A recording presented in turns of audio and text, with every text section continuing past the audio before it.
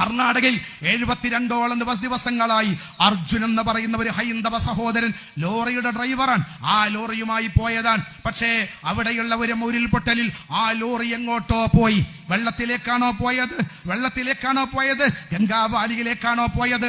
അതല്ലെങ്കിൽ മണ്ണിന്റെ ഉള്ളിലുണ്ടോ? ചർച്ചയായി, അന്വേഷണങ്ങൾ നടന്നു. ഒരുപാട് ദിവസം ശക്തമായ തെരച്ചിൽ നടന്നു. ആ ലോറി കണ്ടെത്താൻ കഴിഞ്ഞില്ല, മനുഷ്യനെയും കണ്ടെത്താൻ കഴിഞ്ഞില്ല. എല്ലാവരും തിരിച്ചു പോന്നു.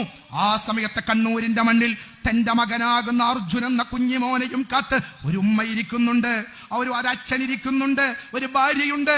ആ അർജുൻ ഒരു ചെറിയ കുഞ്ഞുമുണ്ട്. അവര് കാത്തിരിക്കുകയാണ്, ഞങ്ങൾ അച്ഛൻ വരും. ആ സമയത്ത് അവരെ വീട്ടിലേക്ക് കടന്നു ചെല്ലുന്നുണ്ട്. ആ ലോറിയുടെ ഉടമ ഒരു ഹിന്ദുവല്ല,